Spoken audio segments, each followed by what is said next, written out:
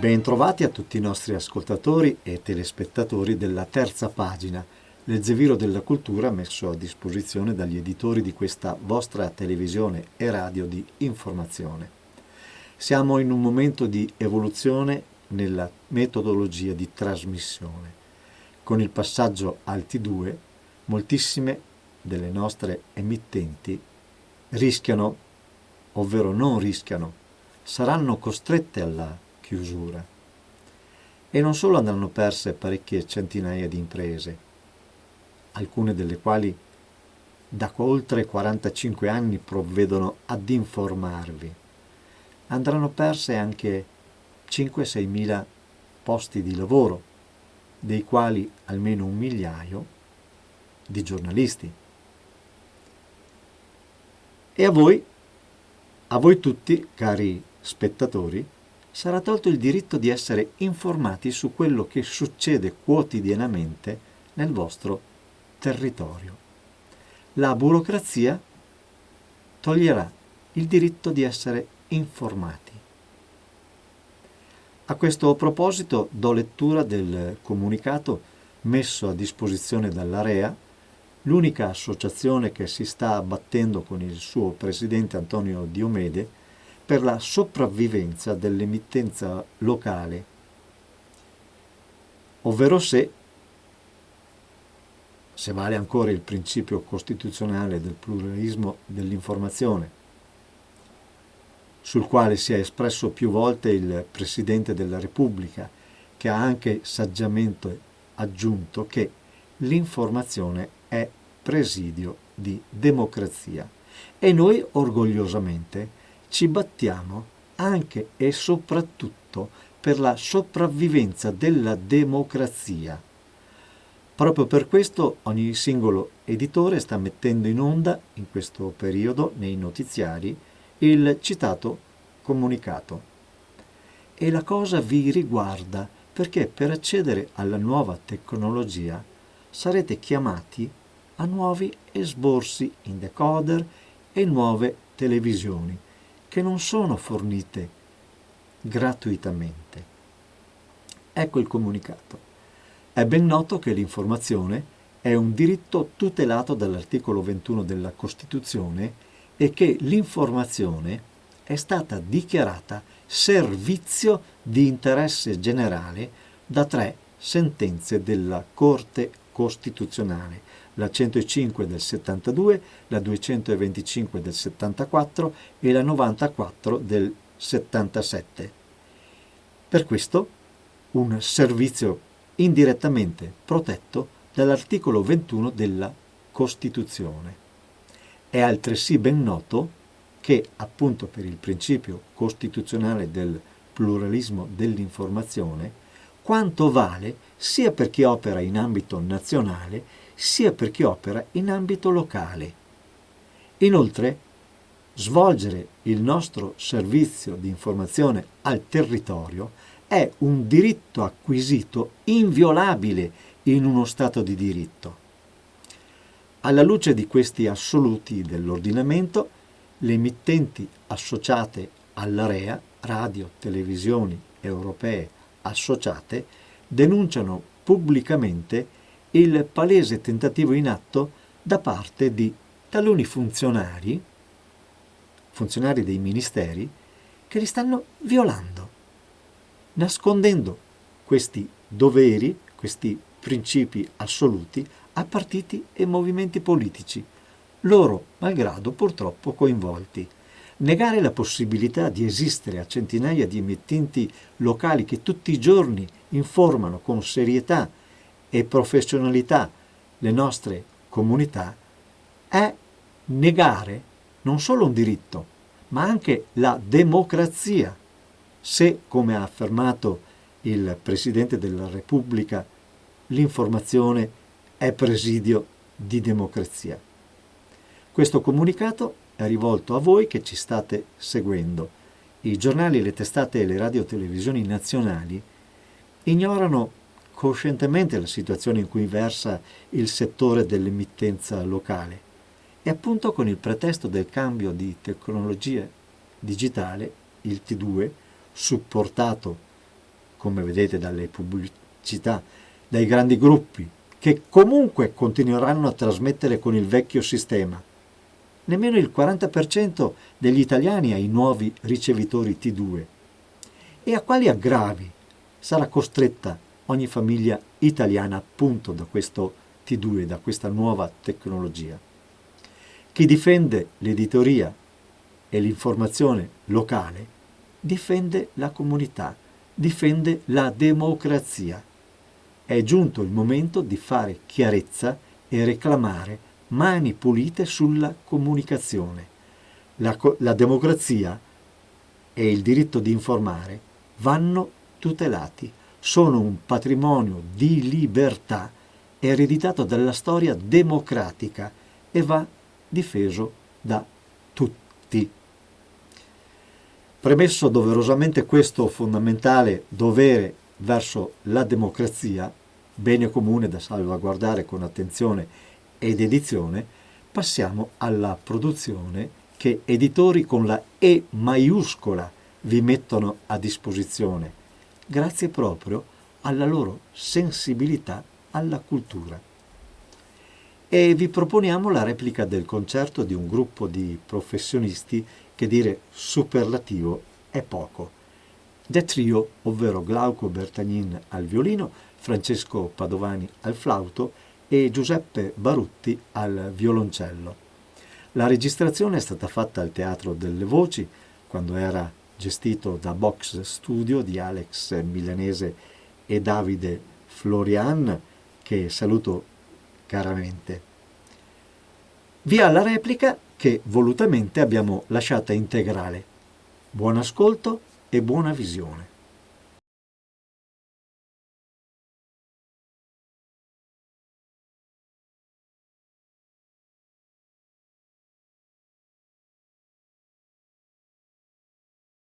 Buongiorno e ben ritrovati per questo appuntamento delle mattinée in musica al Teatro delle Voci. Un saluto naturalmente a tutto il pubblico presente, ma anche al numeroso pubblico che ci sta seguendo sul web in diretta streaming. Io, per anche salutare tutti quanti, farei entrare i nostri protagonisti de trio: Glauco Bertagnin al violino, Francesco Padovani al flauto e Giuseppe Barutti al violoncello.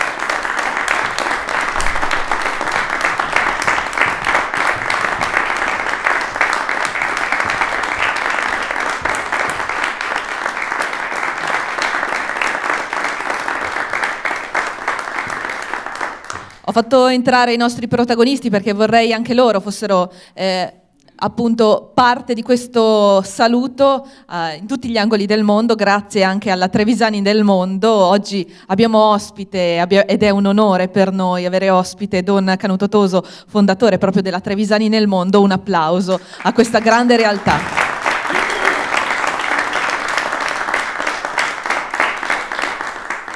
E dopo questo naturalmente dovuto saluto a tutti i trevisani che ci stanno seguendo in tutti gli angoli del mondo, cominciamo con il programma e rendiamo appunto loro onore anche con la musica. Avremo appunto un'esibizione che ci parla di Haydn. Haydn ha scritto questi interessanti trii londinesi. Era il 1791, quando Haydn è stato, tra virgolette, licenziato perché non c'erano più fondi dal principe Esterhazy, dove appunto era da oltre 30 anni Kapellmeister. Una vicenda che appunto gli ha permesso comunque di trovare nuove opportunità. Ormai era famosissimo in tutta Europa, il genio di Mozart era ormai svanito perché era morto, quello di Beethoven doveva ancora nascere perché doveva ancora sbocciare, era appunto molto giovane ancora Beethoven, e Haydn decide di andare in Inghilterra, seguendo un po' una proposta che ormai si faceva sempre più pressante da un impresario e violinista, appunto tale Salomon. Decide appunto di andare a Londra e si mette sotto l'ala protettrice di un nobile londinese, il barone Willoughby Bertie, quarto conte di Abington. che era un abile flautista, anzi all'epoca si diceva dilettante, però non dilettante come si intende oggi, ovvero chi strimpella appena uno strumento. All'epoca dilettanti erano coloro che suonavano per diletto. E dunque erano anche bravi musicisti, però non lo facevano per i soldi, semplicemente questo. Lui, questo conte di Abington con il barone Ashton, erano abili flautisti e quindi Haydn decide di scrivere questi trii per flauti, per 2 flauti e violoncello. Un'altra nota per quanto riguarda questa mattina, che ascolteremo questi 4 trii. L'ultimo brano che andremo ad ascoltare è La ragazza allo specchio, variazioni su questo tema. Perché questo brano è così significativo? Perché ci rappresenta un altro uso dell'epoca. All'epoca, appunto, non si suonava, cioè si suonava molto, la musica era molto diffusa, come forse oggi sono diffusi i telefonini cellulari, per cui io questo pomeriggio farò ascoltare a chi non è potuto essere presente a questo concerto la musica che questi 3 maestri appunto ci presenteranno, facendola ascoltare dal mio telefonino. All'epoca naturalmente non c'erano, e quindi come si faceva ascoltare la bella musica che magari si era vista a teatro? C'erano dei riadattamenti per strumento, per flauto, per violino, per pianoforte, delle grandi opere, dei grandi brani, dei musicisti più famosi. E quindi questo ultimo brano, La ragazza allo specchio, è proprio una sorta di riadattamento di una canzone molto famosa all'epoca e raccontata per 2 violini, per 2 flauti e violoncello, e poi appunto in questo caso noi l'ascoltiamo per violino perché appunto il riadattamento per flauto, violino e violoncello dà un'aura molto molto particolare a questi brani. Buon ascolto!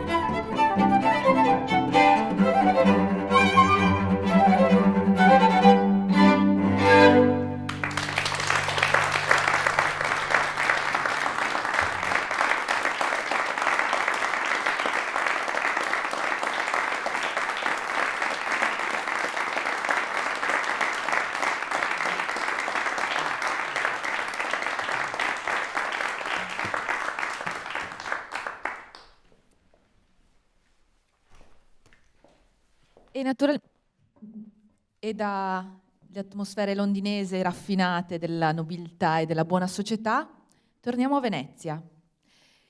L'ultimo brano che andranno a presentarci questi maestri è il trio in sol minore di Antonio Vivaldi. Un brano nato per flauto, oboe e fagotto. Ecco sì, nel programma c'è scritto maggiore, ma invece è proprio minore. E ci riporta a delle altre atmosfere. Sempre questo studio raffinato per trio di un altro grande ingegno, un nostro grande ingegno che era appunto Vivaldi, dalla grande tempra inventiva. E ci porta però fuori, un po' al di fuori del solito Vivaldi, con questo genere proprio per fiati, dalle sonorità molto diverse. Si tratta di un vero e proprio brano concertante, perché cerca Vivaldi delle sonorità che esulino dagli scritti già esistenti e quindi dal contrasto tra solo e appunto l'orchestra. Lo fa però con delle suggestioni che appunto riguardano il trio, che ci permettono dei suoni in contrapposti, che grazie anche proprio a questi canti contrapposti appunto ci suggeriscono queste interessanti suggestioni immaginatorie. Il trio in sol minore, Antonio Vivaldi.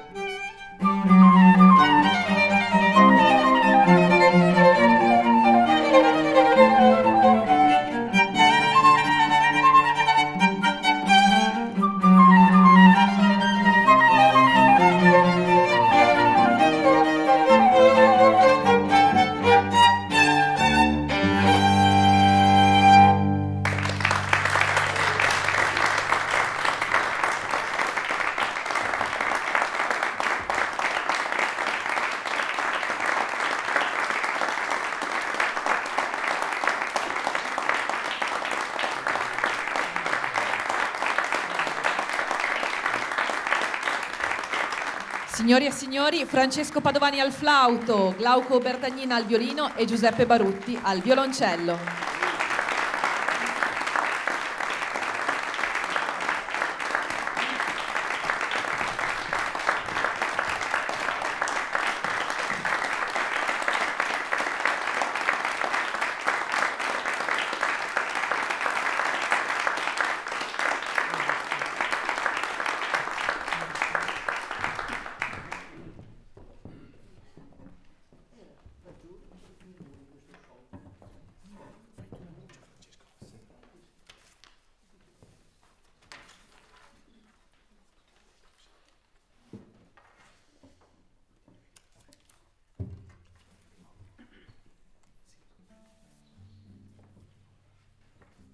Posso annunciare lo stesso anche se... No, no, ma penso mi sentano. Ho la voce un po' chiusa perché sono leggermente raffreddato. E eseguiremo, torniamo a Londra, eseguiamo un allegro della tria sonata di Giuseppe Sammartini, che era un oboista dell'orchestra di Handel e tra i fondatori, con il fratello, del genere sinfonico. Allegro.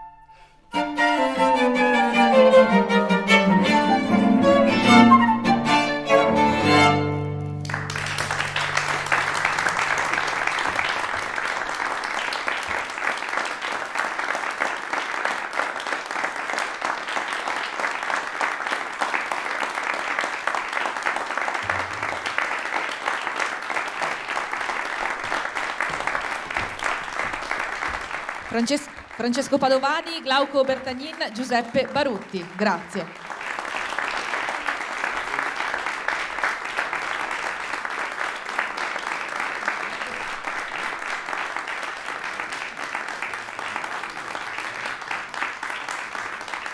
Chiediamo un altro bis.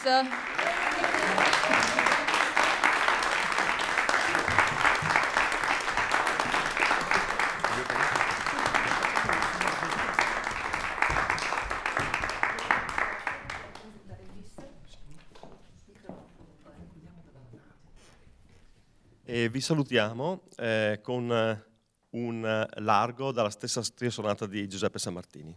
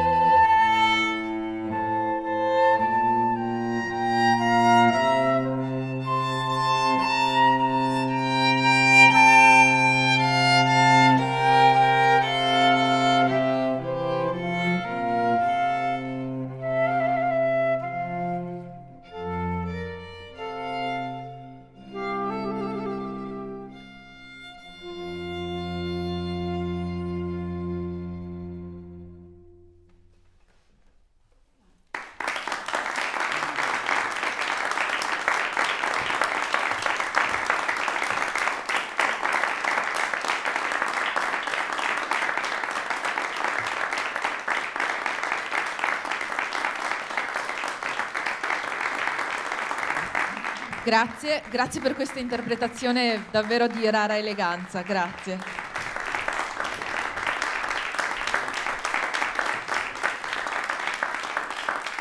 E purtroppo questa matinée è in chiusura. Io vi ricordo i prossimi appuntamenti, i prossimi 2 appuntamenti. Giovedì 8 dicembre il violoncello di Giuseppe Barutti con in suite la solitudine e il canto, le prime 2 suite di Johann Sebastian Bach.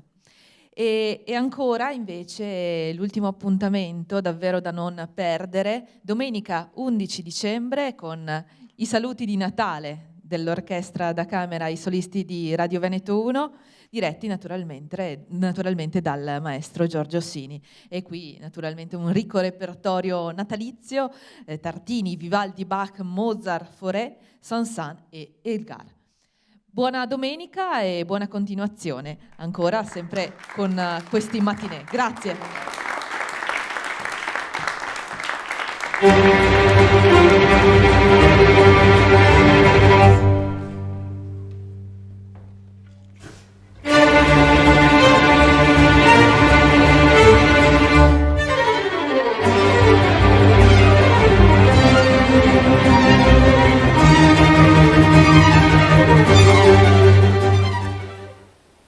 Credo sia stato un gran spettacolo tra professionisti eccezionali.